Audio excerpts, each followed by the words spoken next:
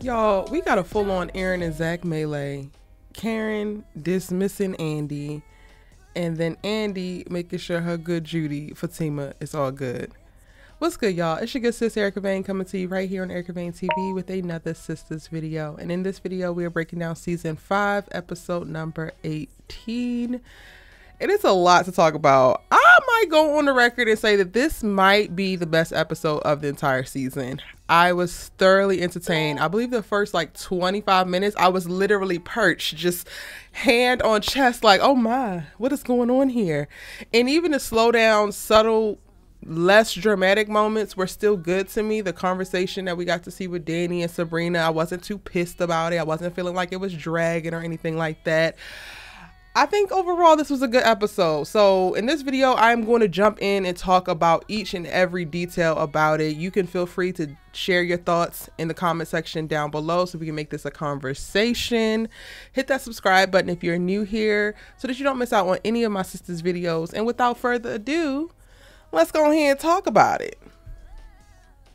Y'all, the first 1 minute and 45 seconds, I was literally watching in awe. Like, that's not really happening. That's not really happening. Are they really fighting? They really tearing this whole... And of course, we know that they were going to be fighting. I knew that they was tearing this damn restaurant all the way the hell up. But while we were watching, and shout out to the cinematographer and Tyler Perry for directing, because the scene was directed beautifully. Like, I felt the tension, the chaos, everything that we needed to feel from this moment being a highly contentious moment. I felt that. So kudos to y'all for that. And I kind of felt like I was watching Holding My Breath, which gets diffused at the very end of this whole 1 minute 45 second segment with the damn manager or owner talking about he gonna call the police. Why in the hell did you call the police when you saw them start to tear up your damn restaurant? You gonna wait till all the things calm down and they headed out to say you gonna call the police? Sir, if you don't go to hell real quick, what for team say? F you and them police, okay? But let's talk about this before we even get into the episode, because this is the first less than 2 minutes before the title sequence, and I think it does a really great job of setting a tone for the episode. Now, of course, we see Aaron, ZAC going at it, and I think a lot of aggression is coming out. For Aaron specifically, I think that this is all the times that he has held himself back, and for him to be in a position now to have Karen be walking towards him have his arms open, and her to be walking towards him and having the clear picture of like their forever ever after, fairy ever after. What am I trying to say?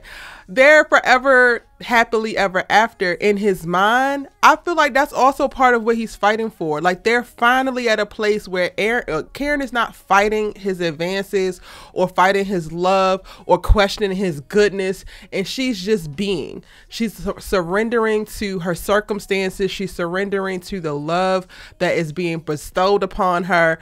And then here comes ZAC destroying the vibe. So that is what I think was backing Aaron's aggression in this whole thing, because he's tired. A lot of people were tired in this situation, but he's tired too, and everybody reached their breaking point, even the pastors, okay? So I think that that's what Aaron is fighting for. And honestly, I'm still trying to process what the hell ZAC is fighting for, because on the surface, of course, he still has feelings for Karen, so that's something. But I also think that it's deeper than that.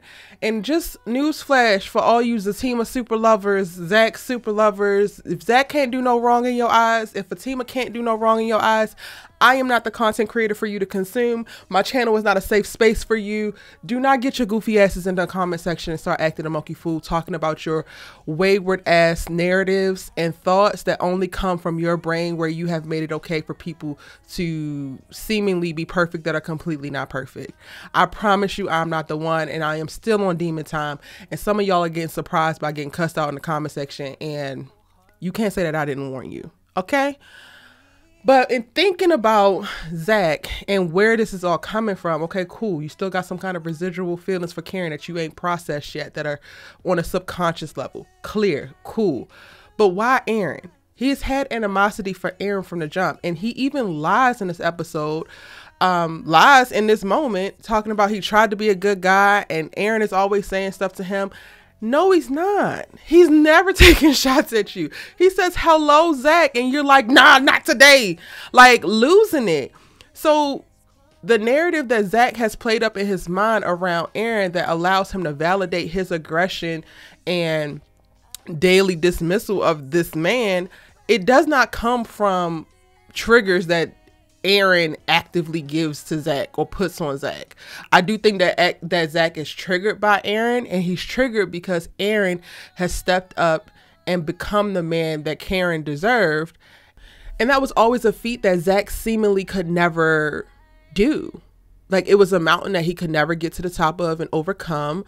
It was something that he just could not get right with. And I think on a subconscious level as well with this, he is struggling with the idea of, is this man better than me because he was able to do this thing and I wasn't?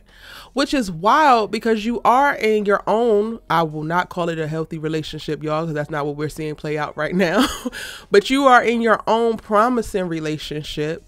You're head over heels in love in this relationship. You are engaged in this relationship. You are stimulated in this relationship. You are being pushed to be your best self in this relationship. So you have every reason to not look elsewhere, to not compare yourself, to not be struggling with whatever's going on with Aaron and Karen over on Karen's lawn. But yet and still here we are. And I think in watching the first 2 minutes, I'm like, yo, Fatima, I need you to see him trying to whip Aaron's ass this hard in this restaurant as something. Because this is something. This is not okay. And I don't give a damn what y'all have to say about it. If I was with somebody and they over there beating their ex's new man up or trying to beat their ex's new man up, because we don't know who won, y'all. Actually, like, I wanted Aaron to beat Zach's ass all over through this restaurant, but they both was like suplexing and just doing all types of stuff to each other, right? But if my current man is in anybody's restaurant trying to fight like he is fighting for his life, his ex's current man, we got a problem. I don't give a damn what started it. We have a problem, because that is speaking to something a lot bigger than some damn picture. And when you think about it, like, there are so many wayward and toxic people in my comment section, in my DMs, talking about, well, if Karen wouldn't have had somebody take the photo, you would be mad about the photo as well. Give ZAC some grace because that photo shouldn't have been. I get it, y'all. And I said it in the preview before we even got to the episode with the fight and him running around Atlanta losing his mind about this photo. I understand feeling betrayed, feeling bamboozled, because he was so excited about the good place that him and Karen had gotten to, right? And to go to a place of like, damn, did she backstab me this way to set me up? I get the feelings of betrayal. But at some point, you still have to be accountable for your actions. 1 + 1 = 2. Karen and ZAC in a photo hugging and Fatima jumping to conclusions that it's a kiss and then confronting him about it don't necessarily mean he run his ass through Atlanta, snatch up Karen, and try to German suplex Aaron. You know, there's plenty of other things that could happen, right, for that equation. But ZAC chose to take it to the levels that he took it to. He chose to behave like a buffoon. He chose to be ignorant. He chose to be violent. He chose to not use his words and grow the hell up, even in this, for a split second in this moment, and keep the conversation between him and his fiance, who was the one who presented him with the problem. And I know all of y'all was down on y'all's knees the past 2 weeks praying to Jesus, like, please let Karen be behind the photo. But we found out that she's not behind the photo. So now what? Because that was y'all's validation for the triflingness. And now that that's not the case, are we going to hold him accountable now? Are we going to talk about how foolish this was now? And not even foolish for him in his interaction with Karen, right? This is foolish for ZAC. Like, I hated this interaction for ZAC because it's a true telltale sign of how far he has not come, how much he has not changed. And for him to be this person who is screaming about how he tried to be a good man and how he's trying to do this and trying to do that. You're saying a lot of try, ZAC, but you're not doing. Your mouth is moving more than your feet are, more than your hands are, more than your heart is. And I'm going to need you to switch out the proportions there. Pipe down and do the work. Pipe down and heal, dude. I have been calling for ZAC to go through whatever he needs to go through to heal. And the way that people are on my neck about it is beyond me. As if he isn't clearly showing signs of trauma from his last toxic relationship. Y'all, black men need therapy too. Black men need to talk about things too. Black men need resources so that they can figure out how to articulate their emotions and thoughts so that they don't feel like they have to punch them at every single opportunity. The first 2 minutes of this episode literally set the tone, and it set the tone for me feeling sorry for ZAC, but still not off his ass in reference to holding him accountable. Me feeling sorry for Aaron, but then still being very proud of him, because this was a thing that showed me this man really do want this girl. Now, whatever we about to experience by way of Aaron and what's coming in reference to like Tyler Perry throwing a wrench in his storyline, I'm going to stick beside him, because at every turn he doing what needs to be done. No, violence is not the answer, but ZAC brought it to him. And for everybody who said that Aaron should have just stayed out of it, you're dumb. I said it. You're dumb, because there's no way that the man you love is going to stay out of it when another man approaches and tries to yank you up in public or in private. And if you are with a man like that, then maybe you don't need to be with him anymore, babes. Now, another little side note, because I'm still on the first 2 minutes, y'all. We ain't even got into the episode. Robin's ass. I went through it. I rewatched the scene quite a bit. Robin's ass was worried about Andi and was just looking on like these little Negroes. He was basically appalled and kept snatching Andi up like, get over here. What are they doing? What exactly are they doing? Which was wild to me, because I'm like, damn, Robin, you ain't gonna try to break it up? Absolutely not. That's not his job. And it wasn't until Fatima came in, and then Andi is over there by Fatima, that he actually like lets her stay away from the whole thing. And then Fatima helps to calm ZAC down, and then the whole thing shifts, and Andi gets Aaron and Karen, and they go out the back door. But I thought that that was cool, or not cool. I thought that that was funny. So I wanted to make a note about that. And then I want to make a note about Fatima, because she came in, she got ZAC, and then she like got ZAC on her back, but then she's staring at Aaron like he wrong. And I'm like, girl, you know good and goddamn well that ZAC started this. So why are we giving Aaron the demon eyes? You know that Aaron has not been on no bush this whole entire time. So why are we giving him the demon eyes? But the moment that she turned around and was like, focus, look at me, trying to get ZAC under control, I was like, okay, cool. Let's really address the problem here. Because had this little demon didn't come in losing his over this photo, none of us would be in this position. She's able to calm him down. And while that's happening, he's screaming, I try to be a good man. I try to be a good man. And I'm just like, sir, at what point did you try? Because you ain't even come into the restaurant, ZAC, and pull up a chair and be like, hey, I need to talk to you. Even if that would have been disrespectful to a certain extent, but I would have taken that. Like, you literally took it to like jumping in this girl's face, yelling at her, and then grabbing her when she tried to remove herself from this budding conflict. Like, every bit about this, ZAC, was wrong on your part. And there are so many other ways that you could have handled it. Point blank, period. Hell, you could have handled it from the salon. When she finally answered the phone from the salon, you could have asked her about the picture over the phone. But y'all like to call a thing a thing. All right, so let me just go ahead and get into this full episode conversation. I want to talk about the lesser important things. Still was interesting to watch, but still very much so less interesting. Sabrina lost her job. She's talking to Danni. She ultimately changes the subject and then puts the focus back on Danni, which I was kind of annoyed with, because I'm like, girl, like, let's keep talking about what you got going on, because Danni don't have nothing going on aside from what's outside of her own making. Aside from being traumatized from old boy, which I get, but like, she is also already was on a very interesting self-sabotagey path before Jonah. And if she's not going to have a conversation about the real behind that, then we don't need to talk about her made up BS, like her goofy stuff with, unless y'all going to come to a point where she actually identifies Q and you can put two and two together for her and we can move this story along in that way. I don't really give a damn about Danni wanting to cry on somebody's shoulder about Preston's ass. I really don't. So I'm like, Sabrina, keep talking about yourself, girl. But it's not much to talk about there. She is not going to be able to work in banking anymore, she fears. And I don't believe that, because once everything comes out that it wasn't actually on her, she should be fine. But I understand how she could be worried. I know she need to keep that $84,000 in her damn bank account, because she has this money saved up, which was originally for her house that she wanted to buy. But you're going to use it to go ahead and get by until you can, you know, get a new job and get back on your feet from this incident. I love that Danni said that this wasn't her fault and all that. However, when a conversation is shifted back towards Danni's direction, on Danni's focus, she gets uncomfortable and she basically leaves. And when she's leaving, she's gonna go over and call Q to have Q meet her. Why?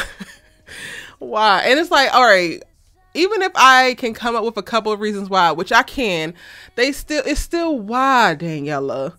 Because you don't want to be alone, because you bored, because you can't sit with your thoughts, because you sad, because you traumatized.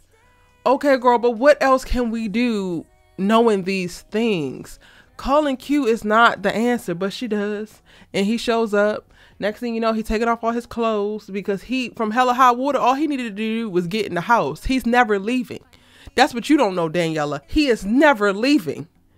He think he gonna get in your bed. He think he gonna get in your head. He thinks that his magic stick is the thing that he needs to unlock the portal to now mooching off of your ass, and you have given him pretty much all that he needs. And I didn't even catch this the first time. I had to go back and rewatch the scene, but they're actually about to have sex. She asks does he have a condom and everything. And I think I checked out initially when watching it, because I just feel like this whole storyline is a crock of bullshit. But they gonna have sex. He gonna stay the night. And Danni, you gonna get what?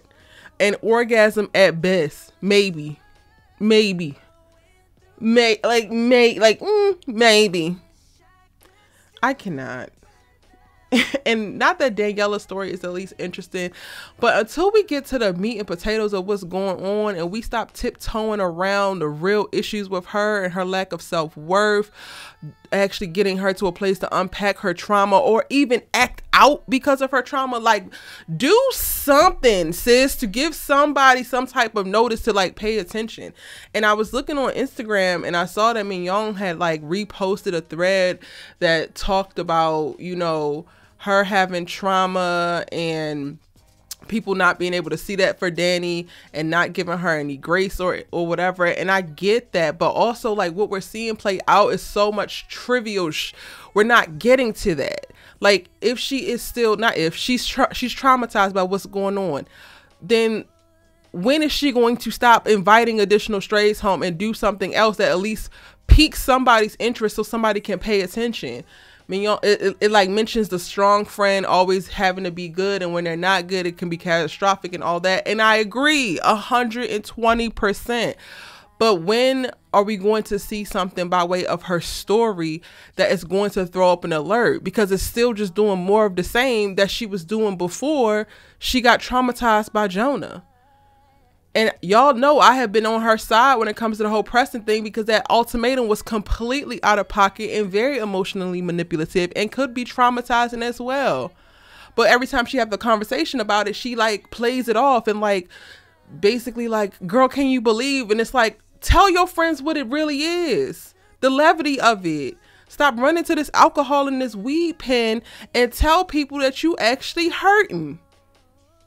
Because enough is enough. And I think that that's where we're at a really, really sticky place. Because the actress who plays her wants her to have more grace and empathy. But then we're still getting beat over the head with the same old shallow actions that hint at a deeper storyline, but we can't ever seem to get to it. And I know I, as an audience member, is frustrated. And that's why I kind of categorize this as, like, one of the least interesting things. Because now she got Q in the house. She gonna sleep with him. We've seen her sleep with a lot of men. Okay. It points to how she's hurt and not healing. Okay. She's been hurt. She's been not healing. Now what? Will her story progress? Will she get the opportunity to release? Will she get the opportunity to heal? Because at this point, we're just being subjected to her endless amounts of self-sabotage and trauma. Or trauma hiding. So yeah.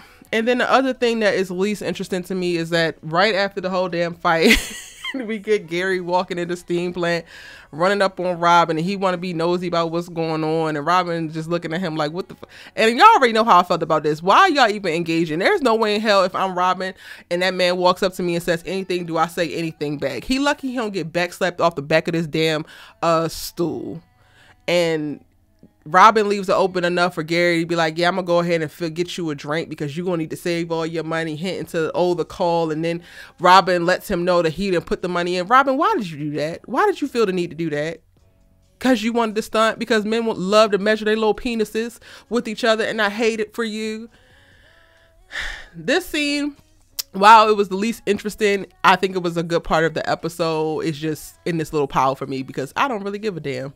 And then later on, we get to see Robin talking to Andi about talking to Gary, and she warns him, yada, yada, yada. Wompty, wompty, whoop. Now, meat and potatoes, baby. Karen and Andi's fights. Let me go ahead and start off by saying I hate that Karen felt the need to apologize after that she wants to go and make up with Andi, because what she said was the damn truth.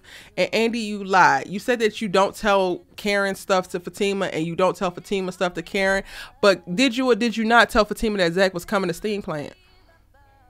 Oh, okay. Oh, okay. Oh, okay. Chelsea, come on now.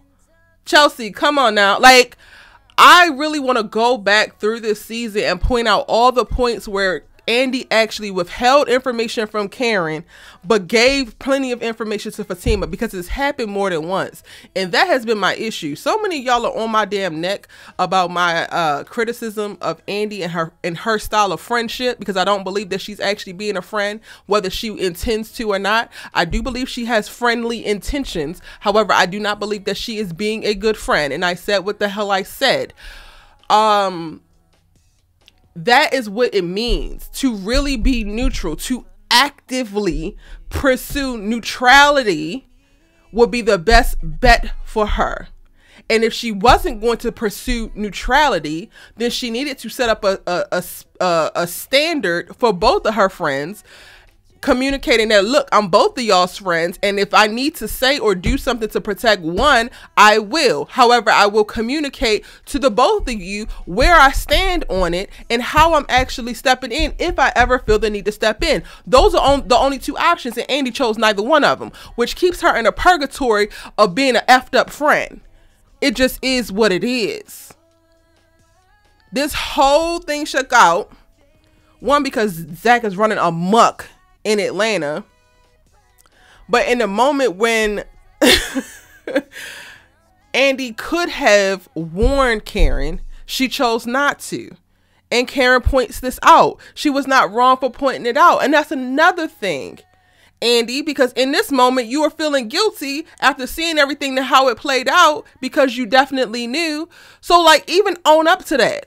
Even be like, I didn't tell you because X, Y, and Z, but I probably should have. That's my bad. I would even take that, because all of that is us growing in friendship and you showing your intentions of actually being there for me. However, Andi has slated too far to the right all the time on Fatima's side, and Karen, girl, she not your friend. So the fact that you actually fixed your mouth to say, I gotta go apologize to this woman when she ain't thinking about you in that way, the way that Andi fixed her face to try to lay Aaron out, as if he, one, has control over Karen. Two, as if Karen was completely wrong in everything that she said, when, girl, she wasn't. Some of that stuff you needed to go ahead and eat that. And three, as if you had, like, the nerve to speak to... Girl, Andi, what are you smoking, baby? What are you smoking? Because no. Immediately no. Was the conversation a little harsh? Maybe. Telling her to get the hell out of her house... Okay, hurt your little feelings, cool. Well, it hurt my feelings getting yanked up in a damn restaurant and watching the melee ensue right after. So I guess everybody's feelings is damn hurt. I don't know what to tell you, Andi.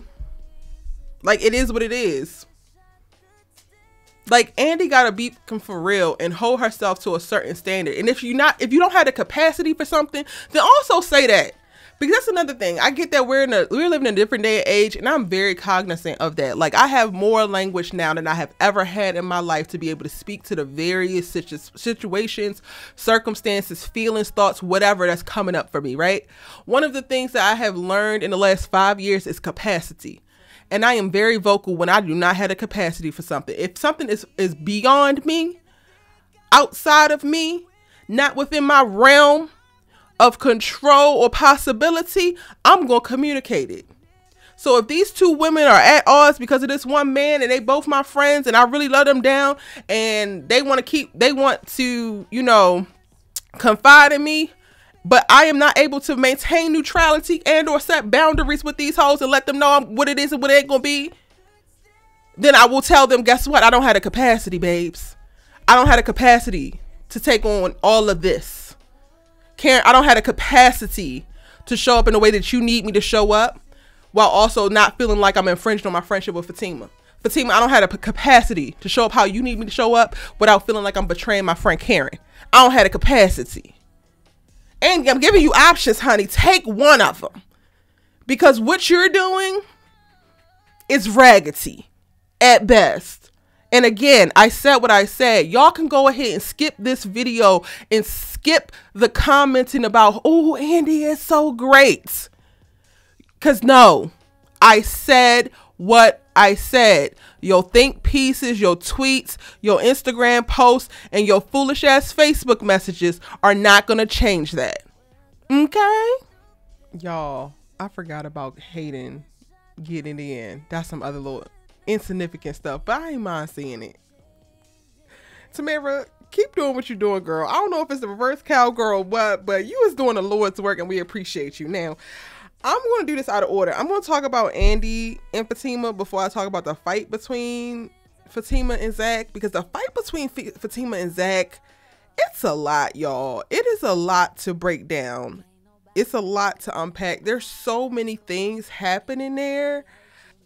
So I'm going to say that to the end, and it might need another video, y'all, if I'm honest, because just even watching it back, I've watched it 3 times now, and it's just so many emotions, so much is coming up for me.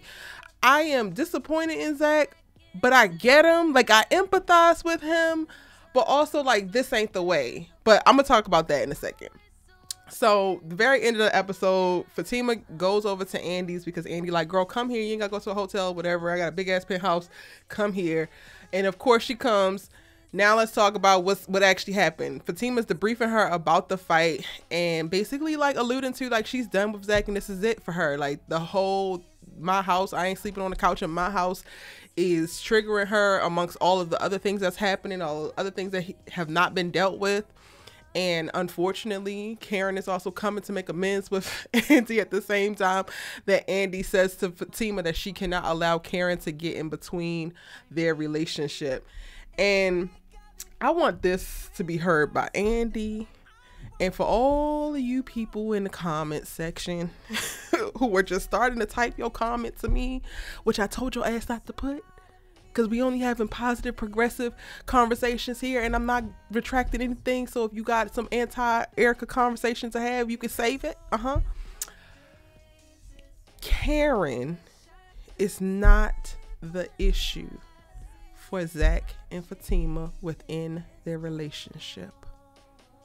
Has she been an annoyance? Yes. Has she been a minor issue here or there, like a bug that is buzzing around your head, getting on your nerves and distracting you from what you're doing in the moment if you allow yourself to be distracted? Yes. But Karen Mott is not the thing that is destroying Fatima. I know that y'all want to take the low-hanging fruit and the most visually stimulating thing, and y'all need somebody to blame, but it ain't her. The thing that is destroying ZAC and Fatima's relationships is the lack of trust, lack of maturity, the combination of both, and how fast they're moving in such a short period of time. Okay? They are destroying their relationship. They aren't doing the things that need to be done. ZAC has to deal with his own bullshit And that leads me to the fight with them. One of the things that ZAC says is he's dealing with her bullshit. He dealing with Heather bullshit. He go out into the world and then he come back and she throwing this pitch up in his face, which is basically alluding to now he got to deal with Fatima bullshit. And I just had the question of, well, ZAC, when are you going to deal with your own bullshit? Because you're right. All of this stuff is coming at you from all these other people. But like, are we negating the fact that this stuff is stemming from your bullshit? None of this stuff would be even a factor, anything on the radar for you had you checked your own BS. It starts and stops with you. Now, I'm not saying that every single thing that Karen did was completely ZAC's fault. I'm not saying that at all, because Karen, we're going to hold her accountable, and sis could not get over it, was definitely pushing boundaries and pushing buttons and going through what she had to go through to grieve that relationship. However, things start and stop with ZAC. So the moment that it fell out of his mouth that he's dealing with everybody's BS and he's tired of it, I was just like, well, when are you going to start dealing with your own? Because that's what we're seeing manifest right now. Your anger issues, your lack of trust, your need to find a scapegoat, your lack of maturity, all of it is coming out on full display. And you ain't being accountable to none of it. Fatima comes in and she's talking about you fighting Aaron because you angry with Karen. No, I'm fighting Aaron because he always got something to say and can't mind his business. ZAC, be for real. That man has not had no ill will to you from the very beginning. Every single time y'all have had a contentious moment and or conflict, you have been the aggressor. Be for real. And I'm really getting to the point where I'm tired of this stuff remaining, I guess, in his subconscious, because at this point, ZAC, you're not even just lying to everybody around you. You're consistently lying to yourself, but then you want everybody to believe that you're a changed person. Like, if you're a changed person, then why are you constantly experiencing similar type of stuff? Have you asked yourself that? I'm just wondering, sir. Like, the whole argument, and mind you, Fatima not being able to say who sent the photo because she don't know, and that could possibly be a thing that helps get ZAC to the point of like understanding that it don't have nothing to do with Karen and she can't provide that information is a problem for me. Fatima coming in and throwing a picture in his face and creating that moment as she did is a problem for me. However, again, I'm going to put accountability where accountability is due, because yes, Fatima's responsible for sparking off this conflict, but ZAC is responsible for how he reacted to it. And this argument was literally just a continuation of what was started, just elevated, because he has now gone through a fight where he feels like he's fighting everybody. And it's like, sir, the battle is really within yourself. All this other stuff will go elsewhere. You would not even be worried about it if you could win the own battle within your mind, within your heart. Be truthful with yourself, Zachary. Fatima winds up leaving, y'all, as I mentioned, because she goes over to Andy's. And I think I am going to do another video to talk specifically about this argument, because I think that this was one of the most insightful scenes for us into ZAC's psyche and where he currently is. So look out for that. Hit the subscribe button and turn on your bell notifications so you don't miss out. Sorry this video is a little long, but I hope that you enjoyed it. And I will see you in the preview for episode 19. Bye.